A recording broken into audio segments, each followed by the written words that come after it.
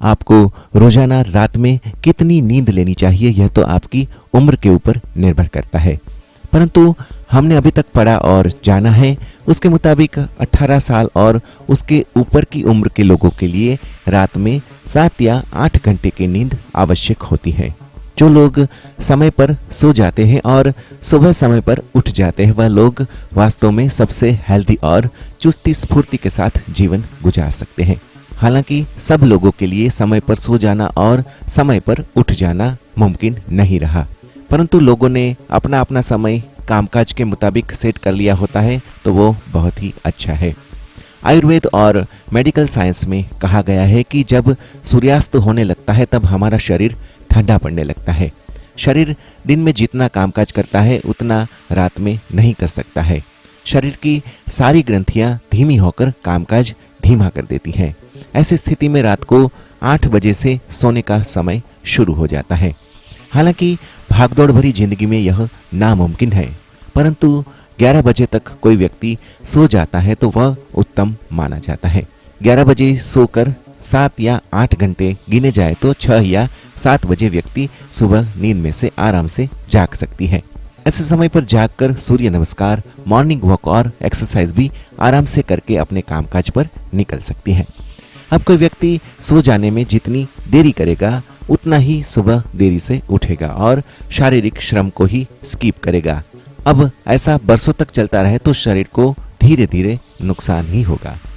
जो लोग रात को सोने में देर करते हैं उन लोगों की सोच नकारात्मक होने लगती है। यह एक अभ्यास में देखा गया है, क्योंकि देर से सोने पर नींद पूरी नहीं होती है और व्यक्ति को दोपहर को भी सो जाने का समय कभी कभी नहीं मिलता है।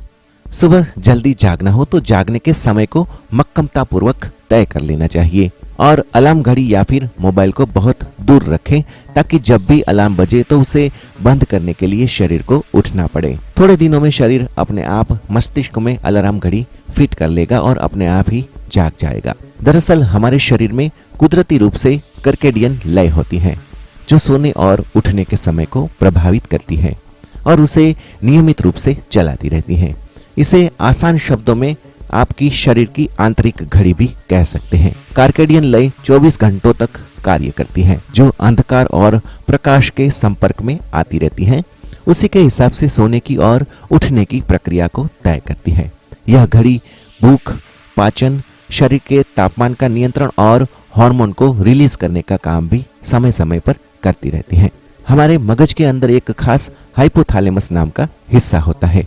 उसी हिस्से से सर्कैडियन लय नियंत्रित होती रहती है। आंखों में रहती रेटिना कुदरती प्रकाश खोज निकालकर मगज के उस हिस्से को संकेत देती है। उन संकेतों के आधार पर शरीर कॉर्टिसोल छोड़ता है।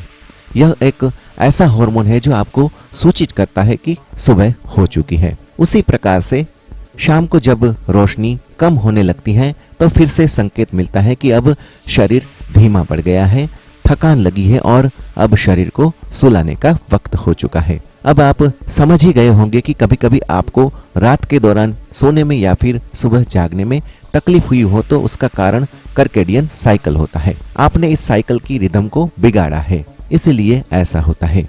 आपको दिन के दौरान भी थकान लगती है तो भी शरीर का यह संकेत है कि आपने सर्कैडियन साइकिल को बिगाड़ा है। सर्कैडियन साइकिल के अलावा शरीर में अलग से एक जैविक प्रक्रिया भी होती है जिसे स्लीप वेक होमियोस्टेसिस कहा जाता है।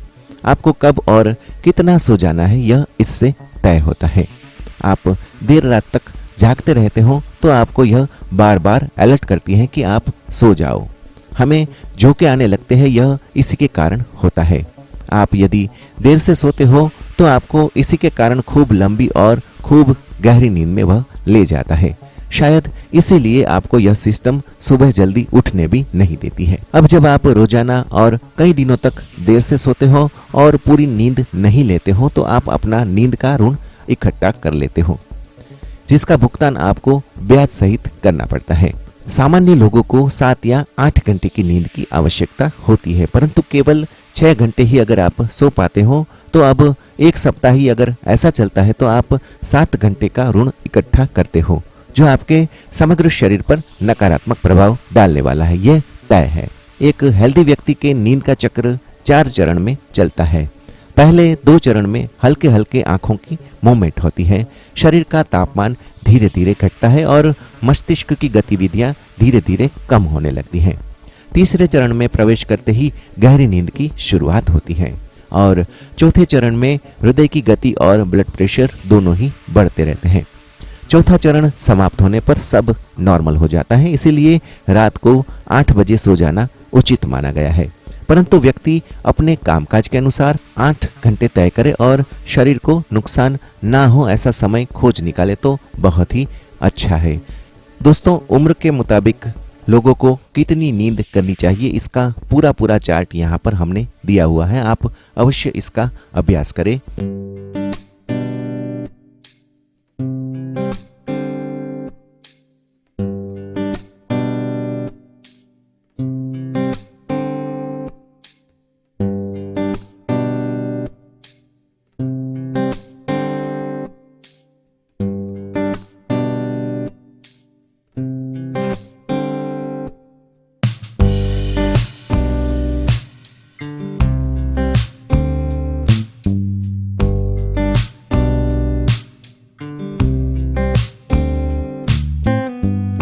दोस्तों, कैसा लगा ये वीडियो हमें कमेंट करके ज़रूर से बताएं। आप सबका दिन शुभ रहे।